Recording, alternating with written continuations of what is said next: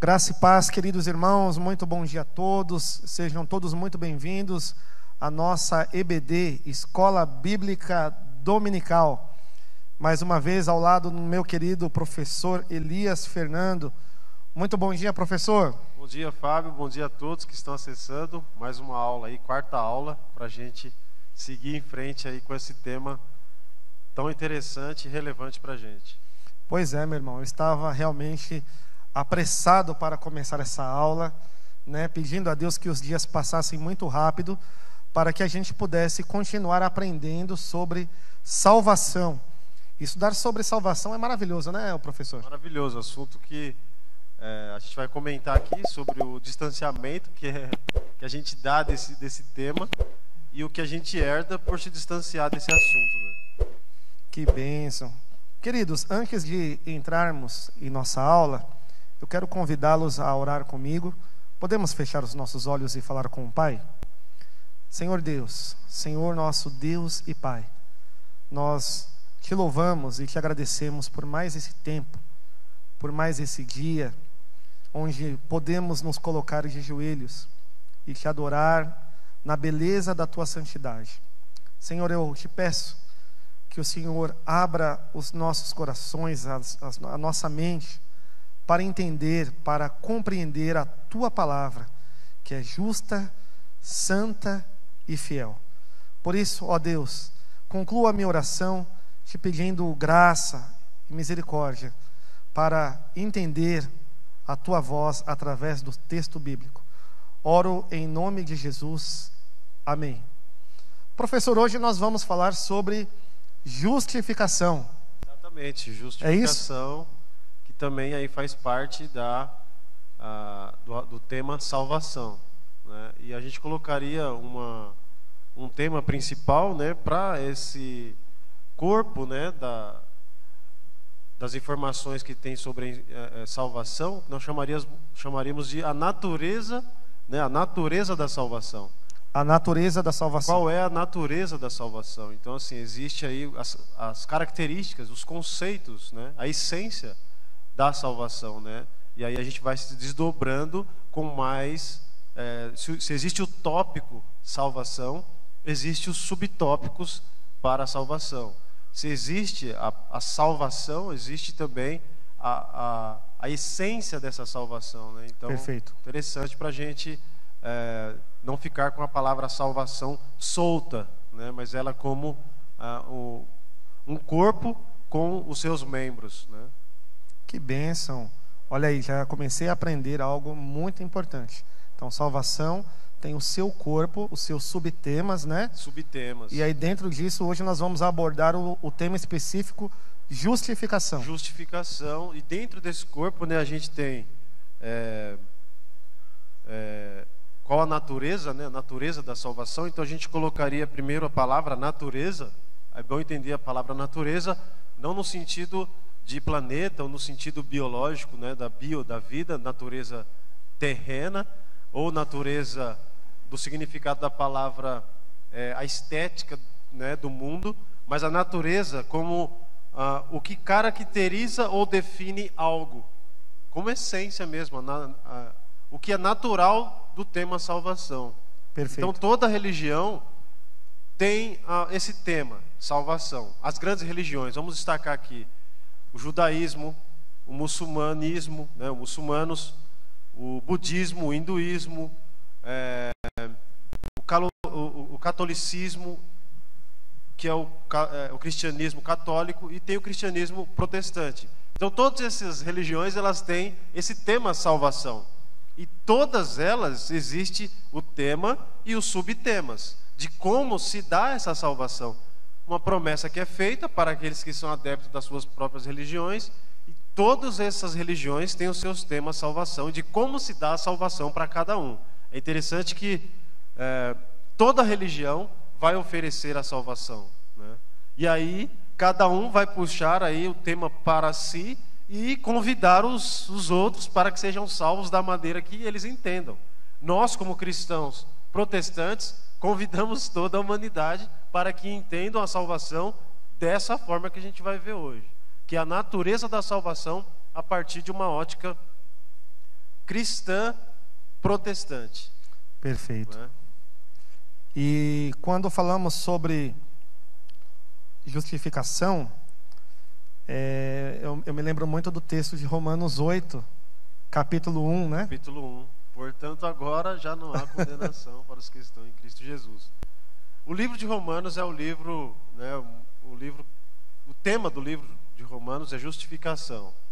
Se a gente fosse falar aqui um breve esboço do livro de Romanos, para mim, quem entende, né, para alguns teólogos também, eu pensava nisso, e quando eu encontrei alguns teólogos pensando igual, eu falei, poxa, que legal que eu encontrei alguém que pensa igual eu, ou eu penso igual eles. Então, assim, o livro de Romanos, a carta de Paulo, escrita no ano 57, né, depois de Cristo, o apóstolo Paulo está em Corinto e quer chegar na Espanha, mas antes de chegar na Espanha, ele vai passar em Roma. Em Roma, ele escreve uma carta dizendo que quer ir para a Espanha, mas ele monta um conteúdo totalmente jurídico mesmo, porque o império daquela época era o Império Romano. E nós temos, assim, se a gente fosse aprofundar nesse tema da carta de Paulo aos Romanos, ele tem um conteúdo jurídico, por quê? Porque o direito romano foi o direito que criou a nossa civilização ocidental. Então, a partir do momento que você consegue visualizar como que Roma foi construída, como que Roma chegou a ser império, como que Roma imperou 400 anos, e colocando Jesus Cristo ali naquele império, os apóstolos, e principalmente o apóstolo Paulo, então ele com certeza vai pegar a linguagem contemporânea para mandar uma carta para os cristãos que estão em Roma. Então, se Roma tem uma relação muito forte com o direito, com a justiça, com a formação das cidades, extraindo até um pouco da filosofia grega, né, de Platão, de Aristóteles, de Sócrates, né, também de outras filosofias que existiam ali. Então você consegue visualizar que Paulo está no meio de um império onde a linguagem do direito é corrente. Então ele não vai mandar uma carta para os cristãos que estão em Roma com uma linguagem diferente do que é o contexto atual daquela linguagem do direito romano. Vindo para cá, a gente consegue visualizar que o Ocidente foi formado, né, a formação ocidental intelectual está formada com o direito romano, a filosofia grega e a moral judaico-cristã. Perfeito, isso mesmo. Aqui a gente ficaria, né, 2 horas, aí 3 horas, 4, 5 horas falando disso. São temas extensos, né? Da beleza que é de saber disso. Mas por hora a gente tem que entender que a carta de Paulo aos Romanos, ela tem essa linguagem do jurídico, do grego, da filosofia e da teologia, porque Paulo é judeu, né? E ele tem todo o Antigo Testamento na memória. Então você consegue visualizar, quando você estuda o livro de Romanos, você consegue visualizar um pano de fundo teológico judaico, perfeito, um pano de fundo grego filosófico, sim, e um pano de fundo jurídico romano. Meu Deus do céu. Eita Deus, é muita coisa então, boa. Então vamos viajar nisso aqui. Vocês têm que pegar a Bíblia, pega a Bíblia e consegue visualizar o pano de fundo. Exato. Olha que maravilha saber disso. Aí, a partir daí, a gente vai começar a entrar na carta e conseguir visualizar os termos jurídicos. Perfeito. O jurídico, que é o direito, que é a justiça, e aí entra a justificação. Professor, então justificação tem ligação direta com justiça. Com justiça. Né? E aí Paulo ele vai apontar no livro a justiça de Deus e a justiça dos homens. Sim, né? A gente pode apontar aqui. Eu vou colocar dois slides antes aqui para a gente pensar. Ó. Ok. Há 3 aspectos da salvação e cada qual se caracteriza por uma palavra que define ou ilustra cada aspecto. Então a salvação Perfeito. tem esses desdobramentos que são justificação, regeneração e adoção e santificação. Então você tem justificação, né, como um tema que aborda a estética e o interior. A gente pode ver o interior mais na regeneração, mas a justificação é mais no aspecto estético, né? O Cristo crucificado, eu me ajoelhando, Cristo é o Salvador, eu sou condenado, então Cristo faz mediação. Então o termo justificação, a gente pode colocar ele né, o que significa a palavra justificação, como você perguntou. Perfeito. Então a gente pode colocar, pela ótica, a palavra justificar é termo judicial que significa absolver. Então a absolvição, esse termo usado no direito, muito usado hoje, a pessoa justificada, a pessoa absolvida, né? Então, em outra palavra, agora no substantivo, a palavra justificação ou justiça, como a gente viu, a substância dela, o substantivo dela vai nos informar que é um significado ou estado de aceito, estado de aceitação. Então, a partir do momento que eu sou justificado, eu sou aceito. A partir do momento que eu entendo a salvação, eu preciso do aspecto justificação. Perfeito. Então, diante do juiz, eu sou aceito em Cristo. A justificação, ela me traz isso. Exatamente. Porque diante do juiz, olhando em uma esfera jurídica, humana, o sujeito está culpado ou inocente. O inocente. Nesse caso, o justificado é tido como inocente por conta do sacrifício de Cristo. O preço, Essa é a linha de pensamento. Linha de pensamento. Então, Paulo ele tem uma linguagem romana para explicar a teologia. Então, ele Perfeito. explica a teologia, né, com base no juridiquês, com base no jurídico romano.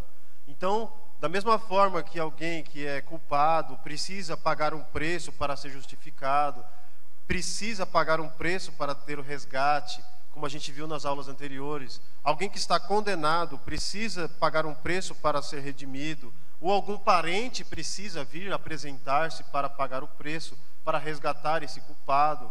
Então tem a sentença, e a partir do momento que ele paga o preço, ou paga a pena, né, ele vai ser justificado. E no caso da Bíblia, a gente vê isso em toda a Escritura. A justificação presente, tanto no Antigo Testamento, quanto no Novo. No Novo Testamento, nós vamos ver que Cristo, como luz, acendendo-se perto de nós, vamos ver o nosso estado de não aceito. Diante de Deus, nós não somos aceitos. Diante de Deus, diretamente, nós e Deus não temos como nos relacionar. Deus é luz, nós somos trevas. Deus é vida, nós somos a morte. Deus é maravilhoso, nós somos pecadores. Deus é belo, nós somos trágicos. Então, assim, nós precisamos de alguém nesse meio para nos justificar dessa desgraça, dessa tragédia, desse medo, dessa culpa, dessa vergonha. Então, quem pode nos apresentar? Quem pode? Que preço? Quanto que eu tenho que pagar para sair desse estado de não aceitação? Que preço que eu tenho que pagar? Quanto custa? Né? Quanto de dólar? Quantos dólares? Quantos reais? Quantos euros? Que quantia de dinheiro? Ou então, quais atitudes boas eu posso fazer para que esse preço possa ser pago? Será que eu consigo pagar com dinheiro? Será que eu consigo pagar em reais, pagar em dólar? Pagar com boas atitudes, fazendo ações, doando cestas básicas, ficando rico e doando toda a minha riqueza? É possível, então, eu ser justificado dessa condenação de pecado por meios humanos, por meios financeiros, por meios de obras? Aí a gente responde que não. Não é possível. Não é possível ser justificado. Não é possível encontrar-se com Deus mediante o que você faz pelas suas obras ou por qualquer finança. A gente vai ver. Tanto no direito humano, né, direitos humanos, justificação de uma culpa, de uma vergonha, de um crime, vai pagar um preço em reais. Às vezes como é que é o nome que se dá quando você paga a prestação de serviço público, prestação de serviço público, e também acho que é fiança. Pagou a fiança, sim. Né? Então você paga, ali você é justificado. Certo. Ou paga uma pena. E ou nesse caso, pena. Graças a Deus, quem pagou a pena não foi eu e nem você. Cristo pagou a pena na cruz.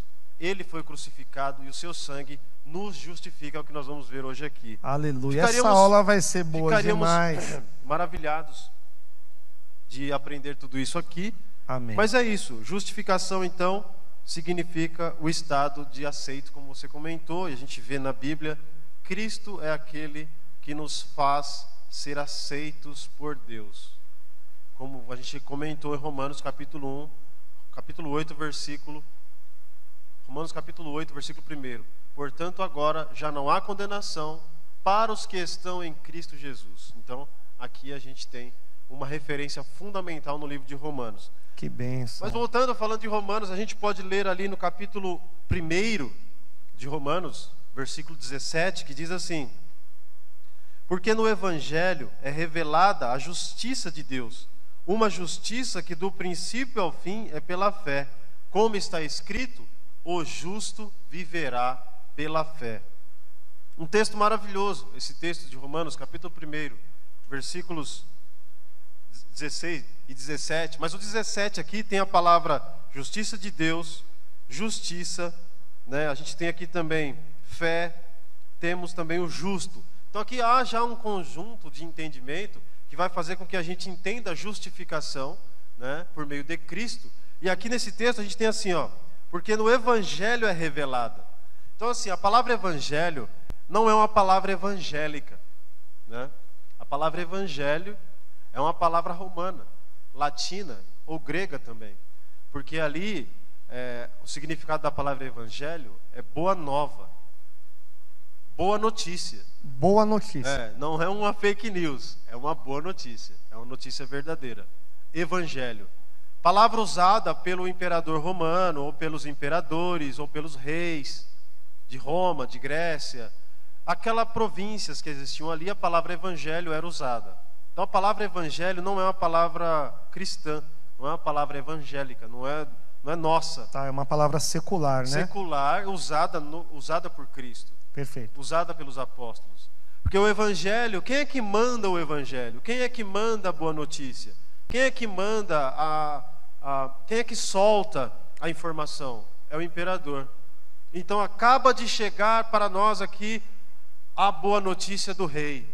Então uma carta lida, um jornal, alguma coisa corrente que vai correr, aquela informação vai correr. É um documento que vai correr no Império Romano. Aquilo é o Evangelho. Ótimo. Então existiria toda uma cerimônia, porque o Evangelho está chegando, né? O rei está despontando lá nas montanhas com o seu cavalo, que o Evangelho está chegando, e a boa notícia era uma coisa fantástica.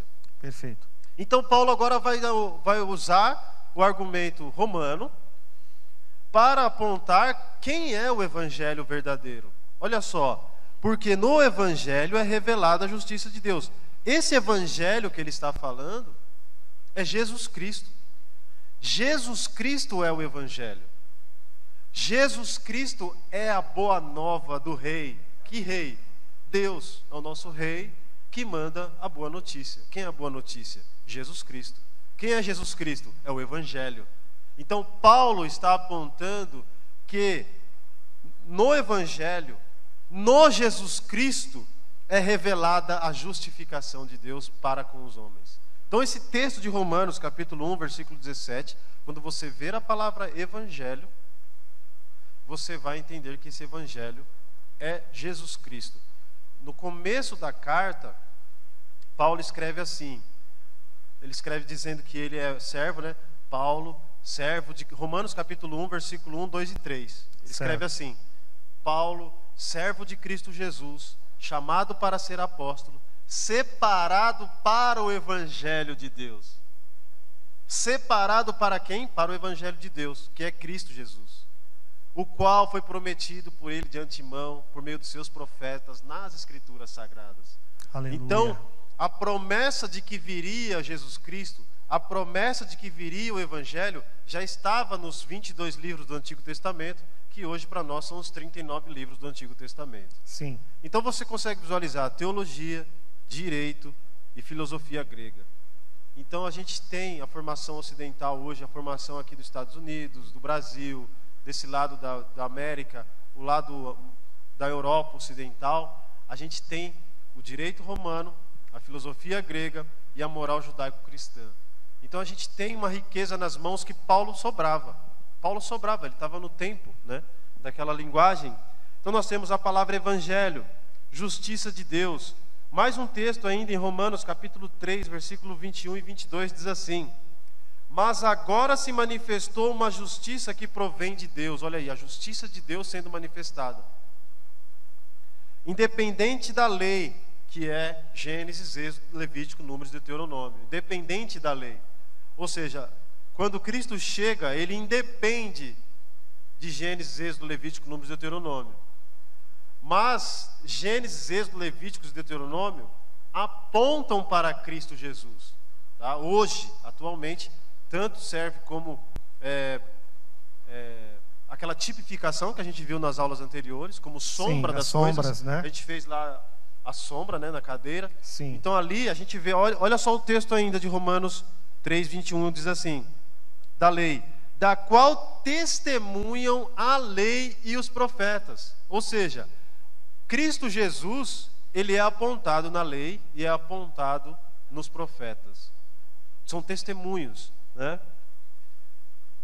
Justiça de Deus mediante a fé em Jesus Cristo para todos os que creem, não há distinção. Então hoje a nossa justificação, a justificação da humanidade, a justificação do pecado está em Cristo Jesus, nós tendo o elemento fé, né? Então Romanos vai explicar isso com bastante clareza, e tem mais textos aqui, ó, partindo agora para a necessidade, né? A necessidade da justificação. E aí a gente consegue, né, eu ficaria aqui falando desse comentário de Romanos, que a gente vai voltar ainda, né, porque a gente tem um pouco de tempo, mas vão aprendendo aqui que a gente tem o livro de Romanos como um tema justificação. Mas quando a gente também percebe a nossa natureza, é interessante a gente olhar para nós e nosso testemunho pessoal, individual, tanto no intelecto quanto no sentimento. É possível que nós vejamos que nós necessitamos da salvação. Nós necessitamos da justificação. Aí eu queria até que você comentasse, Fábio, sobre esse texto de Isaías, capítulo 64, versículo 6, que diz assim: olha só como é bem parecido comigo, né? Numa confissão de fé, como que eu me posiciono diante de Deus? Como que eu me posiciono intelectualmente? Como que eu olho para a minha psicologia, para a minha psique, para a minha biologia, para a minha vida temporal, para a minha vida humana? Como que eu consigo ver isso e sentir? Isaías capítulo 64, versículo 6 diz assim: somos como o impuro. Todos os nossos atos de justiça são como trapo de imundícia. Murchamos como folhas. E como o vento, as nossas iniquidades nos levam para longe. Isaías 64, 6. Então, assim, por mais que a gente consiga visualizar o plano de Deus correndo, nós também, com o testemunho pessoal, olhamos para nós e dizemos: como eu sou impuro, o que passa na minha cabeça, as minhas atitudes, são nossos atos de justiça. Isaías está falando para Judá e Israel que são como um trapo de imundícia, né? Uma colocação, uma figura das mais pesadas, né? E aí a gente pode abrir aqui o peso que é olhar para nós, né? Exatamente. A partir da saída do primeiro casal do Jardim do Éden, todo o nosso entendimento ele foi danificado com o peso do pecado original, né? Então todo aquele senso de entendimento cognitivo ele foi também punido juntamente, né? E toda a natureza sofre com isso.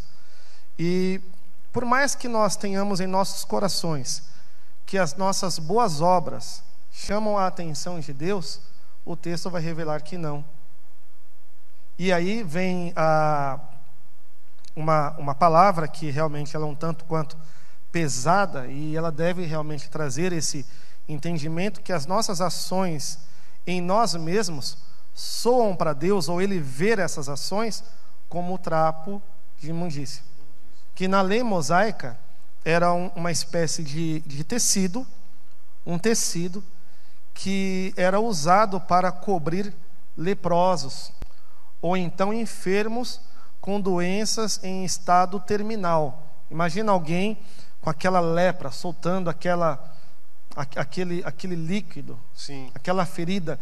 Isso é um trapo de imundícia. Uhum. Lá no Novo Testamento é falado novamente sobre esse trapo de imundícia, como aquilo que o corpo feminino expele no seu ciclo menstrual. Sim. Então é algo tão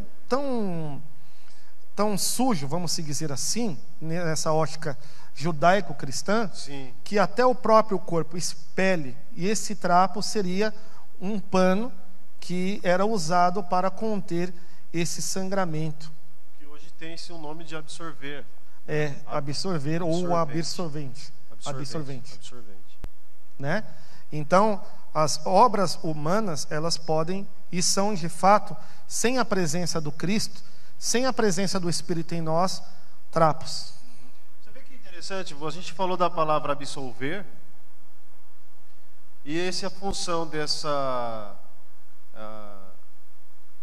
da coleta desse líquido, hoje, atualmente, né, precisa-se do absorvente.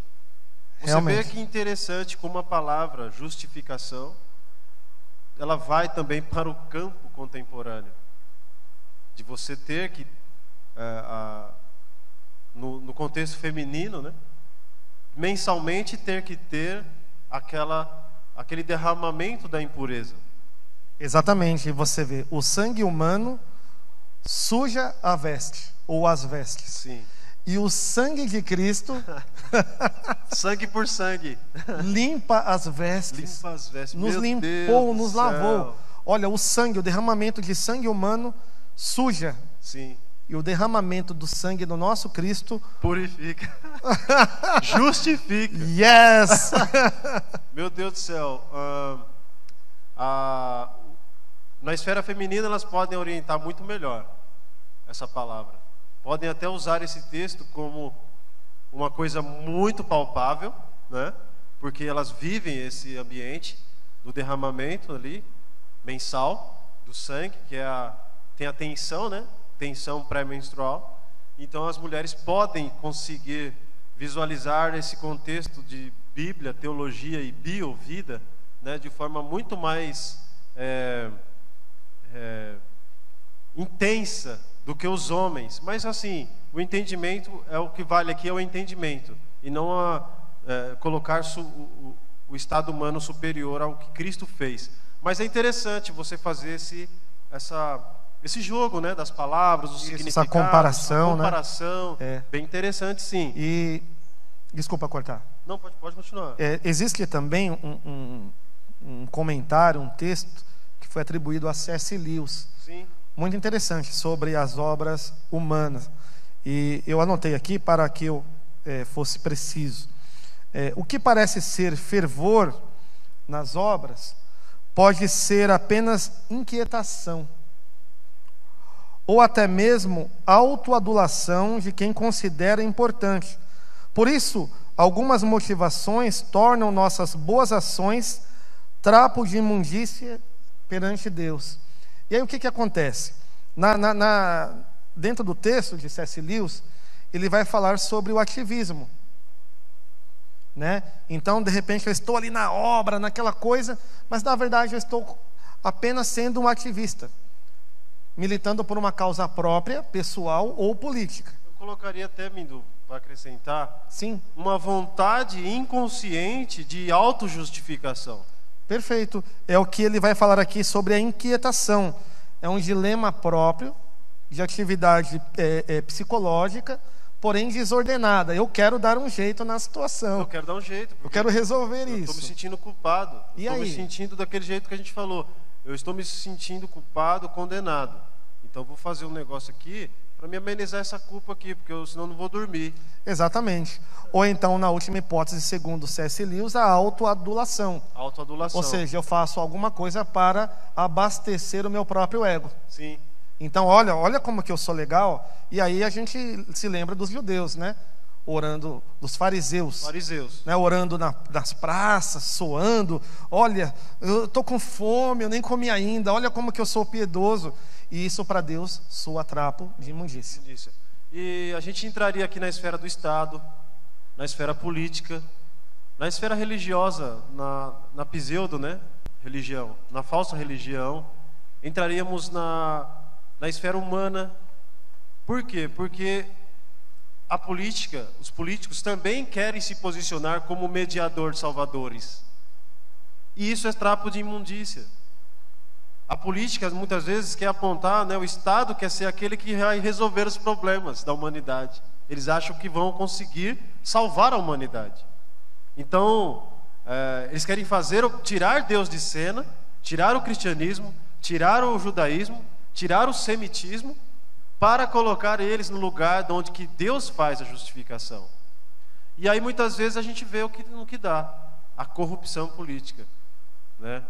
Então, assim, é muito fácil identificar e fazer a leitura do próprio Brasil. O Brasil tem uma política totalmente excluída, né, da moral cristã e judaica. E aí o direito romano também é ofuscado. A filosofia grega nem aparece, porque senão todo mundo inteligente, como é que eu vou governar um povo inteligente? Se eu sou um político corrupto, eu não vou ensinar nas escolas as pessoas a ficarem inteligentes. Eu vou patrocinar uma equipe de professores aqui que vai formar uma militância e vai deixar a sociedade burra, pobre e doente. Aí eu tenho domínio, porque eles vão sentir medo, culpa e vergonha, e eu, como um Deus que eu sou Estado, eu vou resolver os seus problemas com auxílio bolsa, auxílio saúde. Você entendeu? Então não é difícil de fazer a leitura de um Estado corrupto, de um Estado brasileiro mesmo, decadente, que herdou aí os pecados como virtude. Não é difícil de ler a partir da leitura do livro de Romanos. Não é difícil a partir do livro de Isaías. A gente lê a Bíblia e consegue identificar as camadas humanas que são figuras de trapos, né? Então, assim, há as virtudes, porque a gente percebe que às vezes a universidade brasileira, as universidades europeias conseguem extrair o direito romano, a filosofia grega e a moral judaico-cristã. Quando se mantém aqui nessa tríade, né, com certeza o sucesso vai acontecendo. Mas a desconstrução disso vai resultar no que nós hoje estamos herdando. Traríamos aqui uma aula de história do Brasil, ou história da política, ou filosofia, ou sociologia, ou até mesmo psicologia, mas não cabe nesse momento. Mas é interessante, entender o texto bíblico resultará no entendimento do seu contemporâneo de forma tranquila. Por isso que é nele que somos justificados, né? Justificados. Nossa, não é professor, por políticos. Professor Elias, tem o texto de Apocalipse 19, verso 8, me chama muita atenção. E quando eu estava meditando sobre esse tema, né, eu me deparei com esse texto, onde Cristo vestirá a sua igreja com linho puro. Com linho puro. Né? Então o sacrifício de Cristo, ele justifica a ponto de colocar para fora todos esses atos injustos da igreja, e a igreja caminhar justificada. Ou seja, o injusto ser declarado justo através do sacrifício de Cristo. E aí na consumação dos tempos, Cristo vestir a sua noiva. Sim. De vestes de puro linho. Puro linho. A gente convida, né, Fábio, para a escola bíblica, convida para a leitura da palavra de Deus imediatamente, urgentemente. É uma leitura urgente. Urgente. Urgente. O entendimento do livro de Romanos, o entendimento da justificação. Eu tenho por certo, eu quero convencer você, Fábio, convencer a igreja. Eu não sou Deus para convencer, mas a palavra de Deus me convenceu. E eu tenho absoluta certeza que se a igreja se distanciar desse tema de forma a acrescentar a fé, o distanciamento do conhecimento sobre salvação e justificação, vai ficar evidente o nível de maturidade dessa igreja. Perfeito. Se os nossos membros, se os nossos amigos, se os nossos colegas, se aqueles que estão andando com a gente não têm o conhecimento de salvação e justificação, vai ficar evidente a maturidade da igreja. Exatamente. Então, e é algo que abala a fé, né? Abala a fé. Porque o estudo da justificação, ele está dentro da doutrina da fé. Doutrina da Porque fé. a justificação é pela fé. É pela fé. Mas pela fé em um Deus que é conhecido, que é concreto. Concreto. Não está na esfera do achismo, das sensações corporais, né? É isso que você... Isso, porque a solidez de uma igreja, a solidez de uma vida humana, ela está no entendimento da palavra de Deus. Então, assim, o entendimento da Bíblia, o entendimento das doutrinas, o entendimento da palavra fará uma sociedade sólida, fará uma igreja sólida, né? E as perdas e as coisas que a gente identifica como perda de emprego, perda de uma vida, até hoje nós estamos sendo ameaçados pelo Covid. Esse é o momento da igreja entender sobre justificação, porque nós estamos à beira de morrer, não é brincadeira. Eu posso pegar essa enfermidade do Covid e, por uma questão de dias, eu perder a respiração, como está acontecendo com muitos irmãos nossos. Então é nessa hora, agora é a hora da verdade, é agora de saber disso, é hora de falar disso, é hora de ter isso como conceito, que aí a gente vai ficar num estado não de profunda tristeza, né? Claro que eu não vou aconselhar as pessoas a dar risada nesse momento. A partida de alguém, o rompimento relacional é triste, mas eu me alegro muito quando alguém está em Cristo justificado, Fábio, porque morrendo, não morre para Deus, vive como lucro, que Paulo disse. Então agora é a hora da gente falar e crer, é a hora agora, e convidar a humanidade para entender a justificação, à beira de uma ameaça de um vírus, né? Então assim, a gente vai falar novamente do vírus, vai falar novamente das consolações, as separações são inevitáveis, mas um distanciamento da compreensão bíblica resultará às vezes até num rompimento com a igreja. Pessoas que perdem os parentes, né, e chuta tudo que vê na frente, e às vezes quer até se matar por falta de um entendimento bíblico. Então não é a hora de brincar, né? É a hora séria. A aula de escola bíblica é isso. Eu lembro que, eu vou abrir aqui um parênteses, a gente precisa ver quanto tempo tem. Quanto tempo a gente tem? Vê aí, Fábio. 15 minutos. Eu quero abrir aqui um parênteses, Fábio, se você quiser comentar. Jacó Armínio, um teólogo do século 17, ele foi pastor, né, lá na Holanda, numa igreja na Holanda. E a Holanda foi tomada por uma praga onde morriam 300 pessoas por dia em sua volta. Então, durante acho que 90 ou 30 dias, Jacó Armínio fazia enterros de manhã, à tarde e à noite. Então assim, você vive num contexto onde a necessidade da compreensão do texto bíblico precisa ser passada imediatamente, porque as famílias questionavam Jacó Armínio dizendo: e para onde que ele foi? Ele morreu, e para onde que ele foi? Então assim, ele precisou fazer ali uma maratona de estudos para explicar para os cristãos que estavam morrendo que eles foram para o céu, mostrando Tessalonicenses, mostrando o Evangelho de João, explicando sobre justificação. Eles foram justificados porque eles se batizaram, eles creram em Cristo Jesus, eles morreram na fé em Cristo. Então, aquele lamento era acalentado por causa do entendimento bíblico, tá? Então assim, hoje nós vivendo nesse ambiente onde as vidas estão indo, né, muitas vidas, 2.000 por dia, 3.000 por dia, é legal a gente ter isso como convicção e falar desses assuntos da salvação, né? Nós estamos em Cristo Jesus, nós somos resgatados, redimidos, justificados, e a próxima aula a gente vai falar sobre regenerados e adotados. São essas alegrias que nos fazem encarar as doenças, as perdas, os fracassos. São essas alegrias do entendimento bíblico que nos dão a vida de cristão sólido. Por mais que haja um pano de fundo grego, filosófico, romano, a maior maravilha é estar em Cristo Jesus. Aleluia. E a gente vai ver aqui no texto bíblico. Então você que está padecendo, você que está angustiado ou com medo da morte, não tenha medo da morte, porque Cristo é maior do que a morte, como Ele mesmo prometeu. E se eu for e vos preparar lugar, virei outra vez para que onde eu estiver, estejais vós também.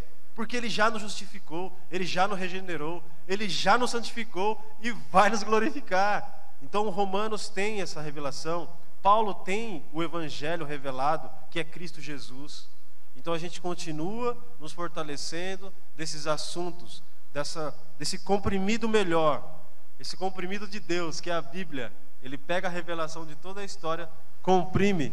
Isso aqui é um comprimido, né? Você tem aí não sei, os comprimidos contra a vacina. Eu não descarto que você tome a vacina, mas essa vacina aqui, ó, não falha. Essa não falha. Essa que dá a vida eterna, e tudo que você crê aqui em Cristo Jesus, seremos salvos. Ficaríamos falando da maravilha que é. E aqui a gente ainda tem, Fábio, a necessidade, falando da necessidade, né? A gente viu do trapo de imundícia. Em Romanos 3, 23, Paulo escreve: pois todos pecaram e destituídos estão da glória de Deus. Sim. É fundamental a gente se perceber destituídos, né? Fora da glória de Deus. E a partir do momento que a gente sente estar fora, a gente ouve essas palavras e imediatamente o Espírito Santo de Deus nos convence de nos fazer parte. Eu quero pertencer à glória de Deus, eu quero participar da glória de Deus, eu não quero estar destituído. O que eu faço? Né? Então Paulo convida. O próprio Jó, lá em capítulo 9, versículo 20, ele se posiciona olhando para ele e diz: mesmo sendo eu inocente, minha boca me condenaria. Olha que situação poética, né? A gente passa por isso também. Se eu fosse íntegro, ele me declararia culpado. Tá? Então, Jó se posiciona diante de Deus e fala: olha, eu não tenho como fazer alguma coisa para a justificação. Então Deus nos convida para que recebamos a Cristo como Salvador, para que tenhamos acesso a Deus. Deus não vai ter acesso direto, né, a nós, e nem nós a Ele. Precisamos do intermédio, a partir do momento que essa luz de Cristo acende e a gente se vê nesse estado. Mesmo eu, inocente, minha boca me condenaria. E se eu fosse íntegro, ele me declararia culpado. Ainda em Romanos capítulo 5, versículo 12, colocando-nos numa situação de perda, fracasso e falibilidade, né, de falíveis. Portanto, Romanos 5, 12. Portanto, da mesma forma como o pecado entrou no mundo por um homem, e pelo pecado a morte, assim também a morte veio a todos os homens, porque todos pecaram. Tá? Então todos morrem.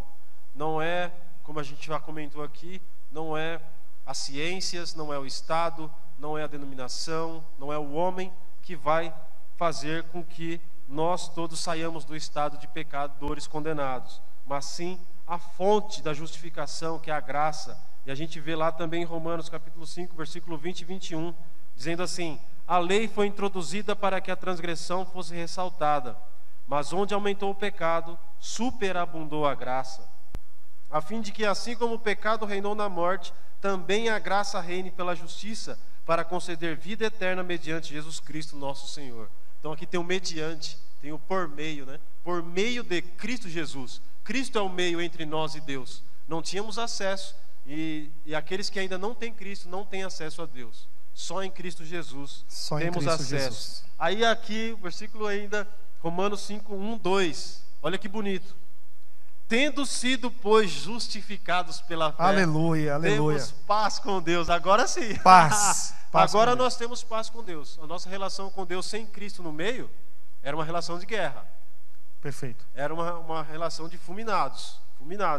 Agora a gente tem aqui: tendo sido, pois, justificados pela fé, temos paz com Deus por nosso Senhor Jesus Cristo. Aqui no meio, Cristo está fazendo-se culpado, fazendo o sacrifício na cruz, derramando o seu sangue puro, diferente do trapo de imundícia que derrama um sangue sujo que suja o trapo, e nós nos encontramos, como Jó disse. Como se encaixa, né? Encaixa, é perfeito. Nos encontramos como um trapo, e Deus fala: e aí, vai se limpar ou não? Eu falo: Senhor, eu não tenho como me limpar. Aí Deus fala: pera aí que eu vou descer aí, me fazer de homem, vou morrer na cruz. Você acredita nisso? Acredito. Aí você tem crédito comigo, tem paz comigo. Aleluia. Aleluia, glória a Deus. É fácil, é só abrir lindo. O coração e crer em Jesus Cristo. Jesus Cristo é o caminho. Absolvido. Continuando o texto: por meio de quem obtivemos acesso pela fé. A gente vai falar de fé lá nas próximas aulas, a gente vai falar da fé. Sim. Que são a aula sobre as condições da salvação. E aí a gente tem aqui a graça na qual agora estamos firmes e nos gloriamos na esperança da glória de Deus. Agora sim. Aleluia. Agora olha, tem acesso. Glória a Deus. Fala um aleluia aí, irmão. Fala um aleluia. Glória a Deus. Maravilha. Professor Elias, tem um comentário de Calvino que também me chama muita atenção. Ele diz que O justificado pela fé, ele é excluído das obras da carne, as obras humanas, né? E ele fala que esse justificado, ele está agarrado à obra de Cristo. Isso é muito legal, né? A obra de Cristo. A obra de Cristo. E vestido nela. E por conta disso aparece justificado diante de Deus. De Deus. Isso é o mediador. É a mediação então entre nós nós temos e Deus. que nos abraçar a Cristo mediante a obra dele, não as nossas obras pessoais, humanas, né? Quando a gente abraça a obra dele, resultará em boas obras nossas. Perfeito. Aí a gente vai viver uma vida de fé e obras. Perfeito. Né? Agora, se eu tirar Cristo aqui do meio e fazer obras para que chegar-se a Deus, aí não vai dar não. Aí é trapo de imundícia mesmo. Aí é trapo. Aí Trapão. Trapão. Pode até cobrir o trapo lá, uma camuflagem, jogar um sabão em pó. Passar um cal, né? Passar um calzinho aqui. Como diz lá em Atos, né? Como é que ele fala? Aquela passagem que ele fala que eles são... Sepulcros caiados? Não. Sepulcros caiados, não. Ele fala como se fosse uma tinta passada por cima. Eu acho que é isso mesmo. É isso, o sepulcro, né? Que de quando em quando, né? Eu tô tentando vai lá e passa uma mas tinta. Não consigo lembrar do texto. Ele fala, mas se eu lembrar depois eu falo. Ok. Mas é isso, a gente tem toda uma revelação fácil na Bíblia de crer, de conseguir visualizar, né? E paredes branqueadas. Perfeito. Numa discussão lá em um livro de Atos, né? A gente consegue ver esse termo, paredes branqueadas, ou seja, são judeus que se vestiam de roupas belas, mas não passavam de paredes branqueadas, que são uma pintura estética, né? Perfeito. Aquele cal bem misturado com muita água, que dá aquela aparência de beleza, mas por dentro eram trapos de imundícia. Amém. E por dentro eram sepulcros caiados. Acho que era feito isso. Nos sepulcros eram colocados essa tinta, né, para dar aquele aspecto de paz e tal. É até na nossa cultura, né? Quando chega o dia de finados, né? Vem a prefeitura, pinta um muro, né? E aí dá aquela revitalização, né? Mas realmente o interno expressa a morte, né? Acho que a gente conclui. Como é que está o tempo? Estamos no nosso tempo, caminhando para o final. Ficaríamos falando, né, Fábio, desse assunto, mas na próxima aula a gente volta com ainda a natureza da salvação, né? Para concluir aqui, eu quero colocar o texto de Romanos ainda, versículo 28 ao 31, que diz: pois sustentamos que o homem é justificado pela fé, independente da obediência à lei. Deus, aí ele pergunta, né? Paulo pergunta para os cristãos que estão em Roma: Deus é Deus apenas dos judeus?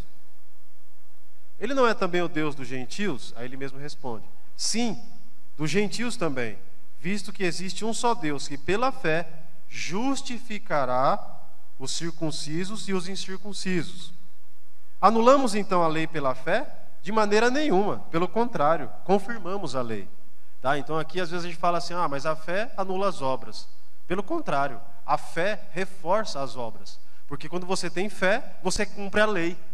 Porque a fé nos dá a graça, o amor, os frutos do Espírito, e contra os frutos do Espírito não há lei. Então a gente cumpre a lei quando nós estamos em Cristo. Porque o domínio do Espírito Santo em nós vai fazer com que a gente cumpra a lei. Porque ele pergunta, né? Anulamos então a lei pela fé? Anulamos? Aí ele fala, de maneira nenhuma. De maneira nenhuma. Até fecha a cara assim e fala, né? De maneira nenhuma. Uma irritação. Pelo contrário, confirmamos a lei. Então, justificados em Cristo, com certeza a gente vai dar aí essa caminhada para a maturidade da vida cristã, com a fé e com as obras e com a vida eterna garantida. Amém? Amém. Graças a Deus que esse tempo possa ser um tempo de paz e de aprendizagem para a sua vida que nos acompanha, que faz parte desse grupo. Compartilhe esse vídeo, mostra para os seus amigos, com certeza eles serão tremendamente abençoados. Nós vamos caminhar para o final e eu quero convidar o nosso pastor querido, nosso pastor amado, pastor desta igreja, pastor desta casa, nosso querido pastor Mateus Santos. Ele irá fazer uma oração para caminharmos para o final e também concluir esse tempo de ensino e aprendizagem. Vem para cá, pastor Mateus, seja muito bem-vindo entre nós, nosso querido pastor. Podemos orar? Podemos orar. Pai, nós somos gratos a Ti pela Sua bondade, a Sua fidelidade, que de maneira tão clara, tão específica, tem falado aos nossos corações através deste ministério de ensino, através do diácono Fábio, também do cooperador, nosso amado Elias, que o Senhor possa continuar abençoando a vida deles e abençoando toda esta igreja que tem se dedicado a aprender mais de Ti, a ouvir mais a Teu respeito. Que o Senhor abra o nosso coração para a Sua poderosa e perfeita palavra. Em nome do Senhor Jesus nós oramos. Amém. Que o amor de Deus, a graça do nosso Senhor Jesus Cristo e a comunhão no Espírito Santo sejam sobre todos vós. Vamos dizer juntos: a paz do Senhor. Que Deus abençoe. Vamos declarar bem forte: Maranata, ora vem Senhor Jesus.